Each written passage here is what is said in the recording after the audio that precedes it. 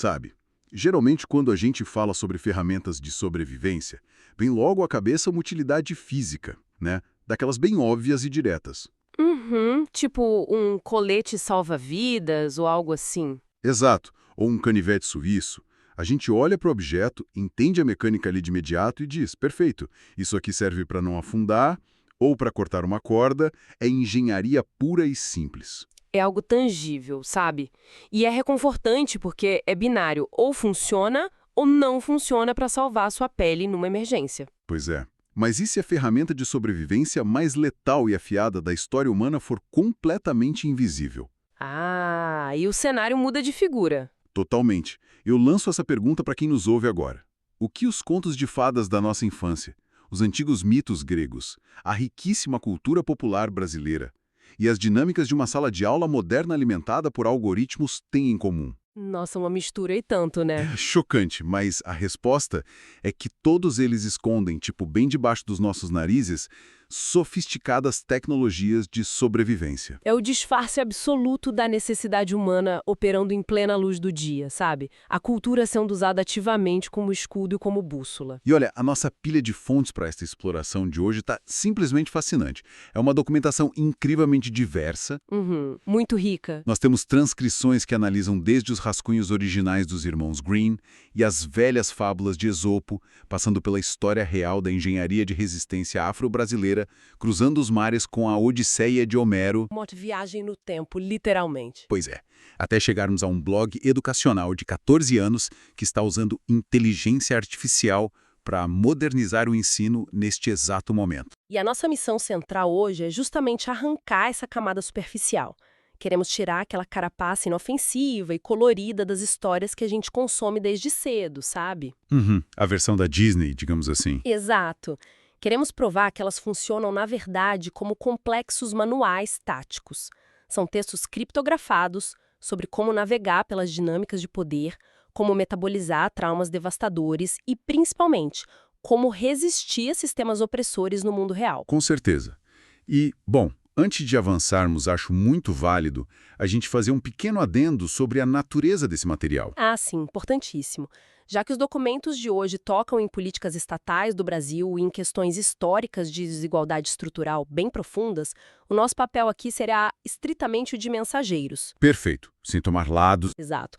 Nós vamos olhar para o que os registros documentais e as leis da época efetivamente dizem, deixando qualquer debate partidário ou ideológico completamente de fora.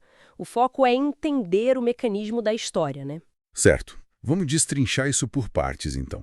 Porque para entender como a humanidade usa histórias para não morrer, a gente precisa desconstruir exatamente aquelas narrativas que a gente jura que são só para crianças. As historinhas de ninar. Pois é. E o melhor ponto de partida são os famosos irmãos Grimm. O que as fontes deixam dolorosamente claro é que Jacob e Wilhelm Grimm não eram de forma alguma vovôs bondosos inventando contos. Eles eram acadêmicos, né? Linguistas. Acadêmicos obcecados em capturar o Volksgeist, o verdadeiro espírito do povo alemão, numa época marcada por fome extrema e ocupações militares. A função original dessas narrativas nunca foi oferecer escapismo ou conforto. A versão original, assim, sem a maquiagem dos grandes estúdios, operava como um sistema de alerta precoce para a população. Um manual de sobrevivência mesmo. Exatamente. Eram manuais que preparavam o ouvinte para a dureza implacável do mundo. Pensa na história da Cinderela, por exemplo. Nossa, a Cinderela original é pesada. Muito. Nos rascunhos dos Grimm, não tem um passe de mágica que resolve o problema do sapatinho de cristal. As irmãs postiças chegam ao ponto de mutilar os próprios pés, literalmente cortando os dedos e pedaços do calcanhar com uma faca. Caramba! Tudo na tentativa desesperada de calçar o sapato. Sim, é uma transação literal e sangrenta. Elas estão trocando a própria integridade física por status social e segurança financeira. É de revirar o estômago, sabe? E a história de João e Maria não fica muito atrás, não. O nível de pragmatismo ali é brutal. É chocante, né? A madrasta não é uma vilã de desenho animado que odeia crianças por puro capricho maldoso. De jeito nenhum. O texto original mostra que ela faz um cálculo logístico, tipo um cálculo econômico gelado sobre a escassez de recursos. Ela diz ao pai que se não abandonarem as crianças na floresta, os 4 vão invariavelmente morrer de fome no inverno. Uhum. É a matemática da fome. E a bruxa com a casa de doces? Ela é a personificação da inanição enganando o desespero humano. A casa de doces é basicamente a alucinação de quem está morrendo de fome no meio do mato. Espera, isso muda completamente a figura da Branca de Neve também, não muda? Porque a punição da Rainha Má não é simplesmente cair de um penhasco depois de ser perseguida por anões fofinhos como a gente vê por aí. Ah, longe disso. Ela é forçada a calçar sapatos de ferro em brasa e dançar até cair morta no chão. Credo. Pois é, mas o detalhe que mais impressiona nas nossas fontes é a explicação arqueológica por trás dessa lenda. A história da Branca de Neve possivelmente deriva da realidade absurdamente insalubre das minas na região da Bavária. Minas de carvão? Esse tipo de coisa? Sim, de extração.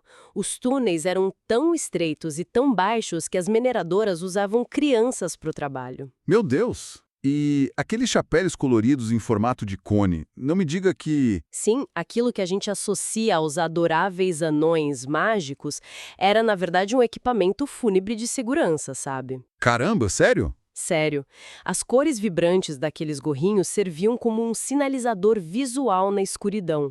O objetivo era que as equipes de resgate pudessem encontrar os corpos das crianças soterradas com mais facilidade em caso de desabamento dos túneis. Nossa, é um verdadeiro documentário criminal do século XVIII disfarçado de fantasia infantil. É muito sombrio, né? Demais. Mas o material também deixa claro que a sobrevivência não lida apenas com perigo físico imediato, como desabamentos ou fome. As fábulas, tipo as fábulas mais clássicas, mapeiam como a gente lida com o poder e com os nossos próprios fracassos. Sim, as fábulas de Esopo são geniais nisso. A famosa história da raposa e as uvas, por exemplo, é a anatomia pura da dissonância cognitiva, sabe? A clássica história de desdenhar o que não consegue pegar. Exatamente. A raposa não alcança o cacho de uvas, percebe a própria limitação física e imediatamente diz que elas estavam azedas. É o nosso cérebro mentindo ativamente para proteger o nosso próprio ego da dor do fracasso, sabe? Sensacional. E tem o conto do asno e a carga de sal, né? Esse ilustra brilhantemente a armadilha letal da falsa causalidade. O burro cai no rio carregando sacos de sal, a água dissolve o sal e, magicamente, o peso nas costas dele desaparece. E aí ele acha que descobriu a fórmula do sucesso. Pois é, a mente dele deduz que a água sempre alivia a carga. No dia seguinte, ele está carregando esponjas. Ele se joga no rio de propósito para repetir o truque, mas as esponjas absorvem a água, multiplicam o peso e ele afunda sob o peso da própria ignorância. É o perigo de tentar hackear um sistema sem entender a física fundamental que rege ele, né?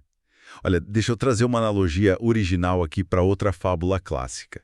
A do carvalho e do caniço. Ah, essa é muito boa. Da sua rigidez, daquele tronco inabalável, mas ele é arrancado pela raiz na primeira grande tempestade. Já o caniço, que é fino e super flexível, se deita com a força do vento, deixa a tempestade passar e sobrevive. Uhum, ele se adapta. Exato. Eu olho para isso e vejo o mercado corporativo moderno.